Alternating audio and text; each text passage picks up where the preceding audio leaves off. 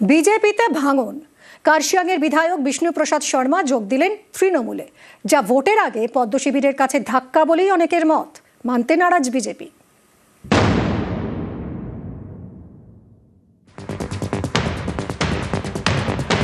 বিষ্ণুপ্রসাদ শর্মা 2021 সালে বিজেপি টিকিটে কার্শিয়াং থেকে ভোটে লড়েন, বিধায়ক হন। বৃহস্পতিবার তিনি বিজেপি ছেড়ে যোগ দেন তৃণমূলে।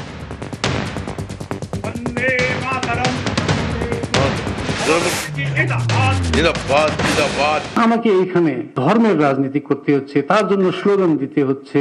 আমি আজকে এইখানে কিটান করে বলতে পারবো, ভারতীয় জনতা পার্টি গোর্খা জাতিকে কিচ্ছু দিবে না, একটা সুতা ধাগাও দিবে না, শুধু শোষণ। তৃণমূল কংগ্রেস ওনাকে কি কি প্রতিশ্রুতি দিয়ে দলে যোগ দিয়েছে।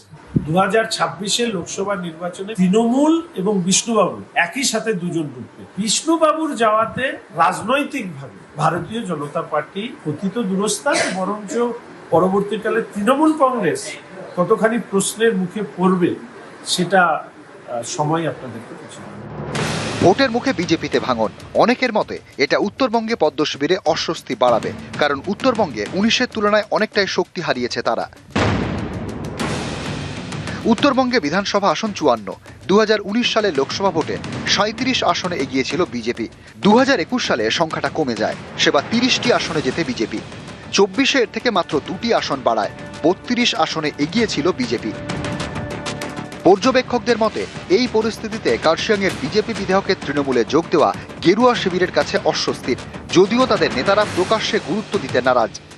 ওকে ওখানে কার্শিয়াংয়ে টিকিট দেওয়া হবে, উত্তরবঙ্গে বইনি হবে না। আমি আপনাকে বলে দিলাম, 54-র মধ্যে 45-এর উপরে ভারতীয় জনতা পার্টি পাবে। তারপরেও 5-7টা যা পাবে ও অন্যরা পাবে, তৃণমূল ওখানে 0 পাবে। 54তে 0 হবে, মালদা থেকে আলিপুরদুয়ার, কোচবিহার 0 হবে। আমি আপনাকে আজকে বলে বিষ্ণুপ্রসাদ শর্মা দীর্ঘদিন ধরেই তিনি বিজেপিতে বিদ্রোহী, একাধিকবার দলের বিরুদ্ধে ক্ষোভ উগরে দিয়েছেন। আমাদের লোককে যে প্রতিশ্রুতি দিয়েছিলাম, সেই প্রতিশ্রুতি আমরা কি করলাম, কোথায় পৌঁছাইলাম, এটা ধরলাম কি না? আপনারা আমাদেরকে প্রতিশ্রুতি দিচ্ছেন, আমরা আমাদের জনতাকে প্রতিশ্রুতি দিচ্ছি, ওইটা পূরণ কবে হবে? এই কোয়েশ্চেনটা আমি কেন্দ্র সরকারের কাছে রাখছি। বিজেপির বিধায়ক হিসেবে বিজেপির বিরুদ্ধে সরব। শুধু সরব হওয়ায় নয়, 2024 সালে লোকসভা ভোটে দার্জিলিং থেকে নির্দল প্রার্থী হিসেবেও লড়েন বিষ্ণুপ্রসাদ শর্মা। বিজেপিরই প্রার্থী রাজু বিস্তার বিরুদ্ধে দাঁড়ান। ক্যান্ডিডেট হওয়ার জন্য আমি রাজু বিষ্টাজিকে একটা শুভেচ্ছা জানাই। উনিও আউটসাইডার, যার জন্য আউটসাইডার ক্যান্ডিডেটকে এবার আমি ভোট দিব না, আমি নিজে দাঁড়াবো বলেছিলাম। প্রধানমন্ত্রী নিজেই বলেছেন ভোকাল ফর লোকাল, তো আমি লোকালের জন্য ভোকাল হয়েছি, প্রধানমন্ত্রীর কথা শুনেছি, তো আমি দলের বিরুদ্ধে। एक्चुअली वो बीजेपी से तो जीते हैं, मगर थे अंदर से टीएमसी। उनके होने से, रहने से, नहीं रहने से पार्टी को कोई फर्क नहीं पड़ेगा, क्योंकि पार्टी में कुछ उनका योगदान भी नहीं है। বিজেপিতে থাকাকালীন বারবার পৃথক গোর্খাল্যান্ডের দাবিতে সুর চড়িয়েছেন বিষ্ণুপ্রসাদ। সেই কার্শিয়াংয়ের বিধায়ক এখন তৃণমূলে। এবার তিনি কি করবেন?